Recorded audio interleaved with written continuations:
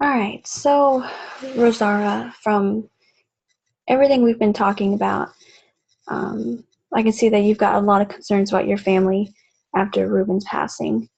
We've talked a little bit about your worries about your health, your husband's well being, and how your oldest son, James, is taking all of this as well.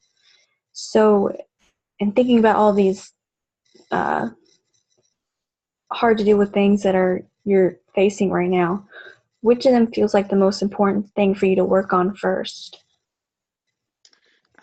My oldest son, James, he weighs the heaviest on my heart, and it's because he's my only son left, and I hardly see him now.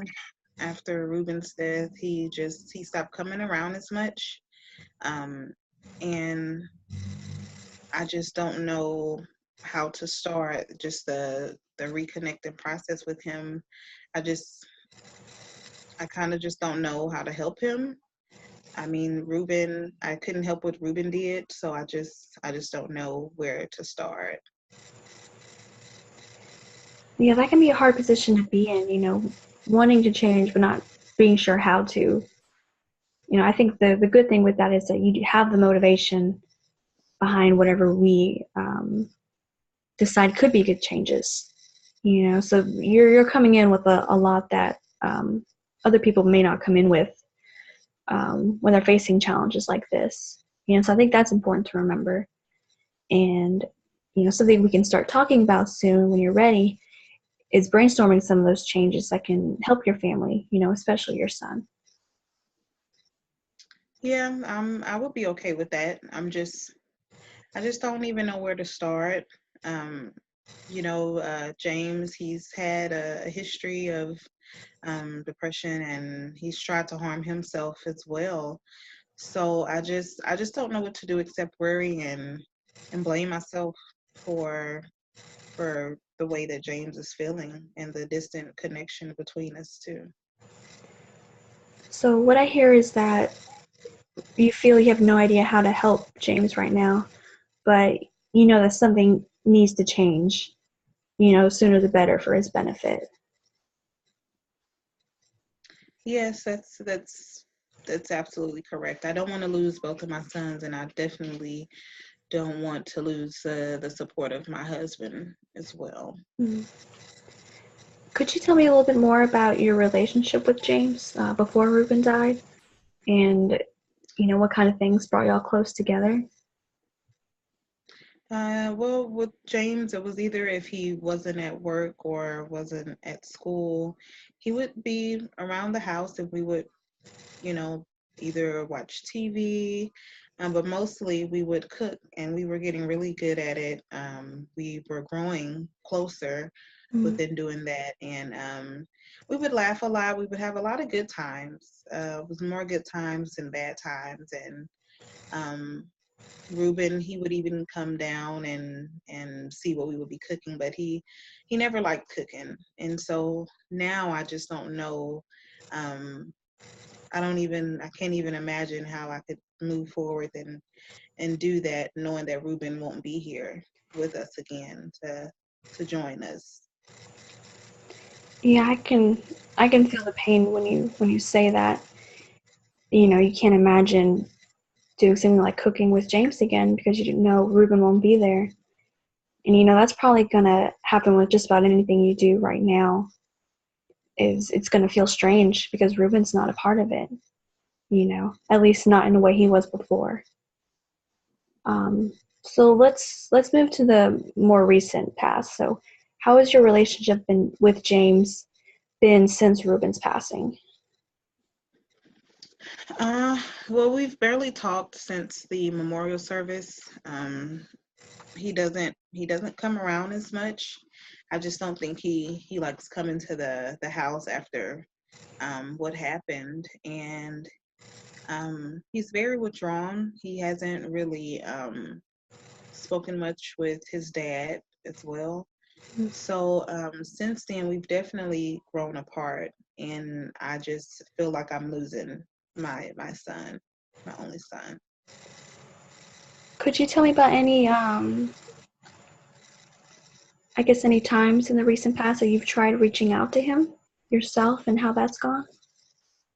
Yeah, I've tried to reach out. I try to check on him at least weekly, and we may talk a few times about just how things are going at home or at work.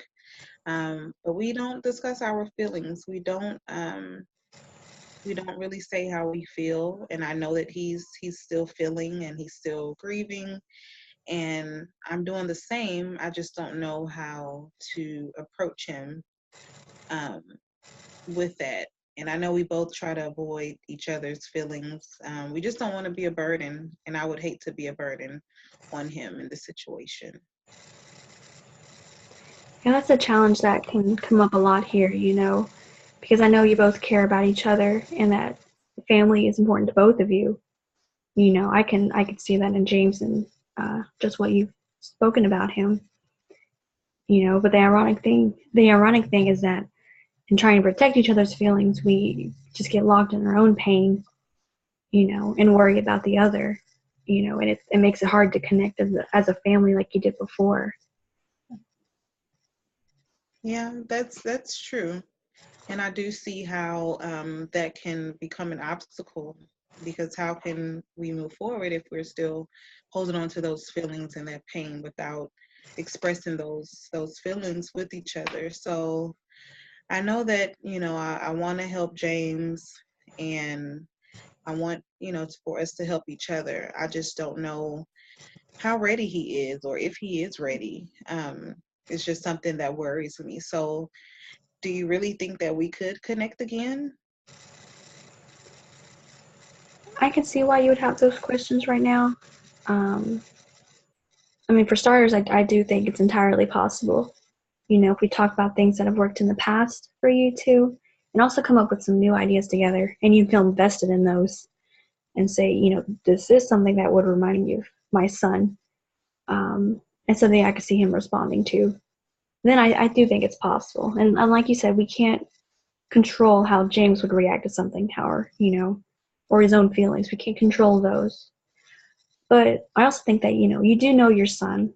And I think trusting that instinct, um, and taking these risks, that we'll build on together, can go a long way to helping your family heal and get closer again. Well, I do hope so. I know that I can remember when life, with James was worry free, and I want him to be like that again. I want him to be happy again and have his life.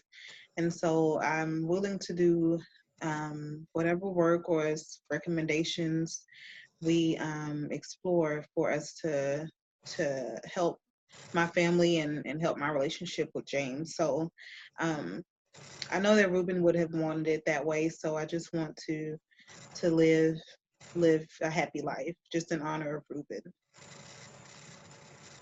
Well, I can see that, this is really important to you, not just for your whole family, but for James to have a happy life. Like you said, that's something that Ruben would want for all of you, so that's a great way to honor him, and I know you feel that in your heart.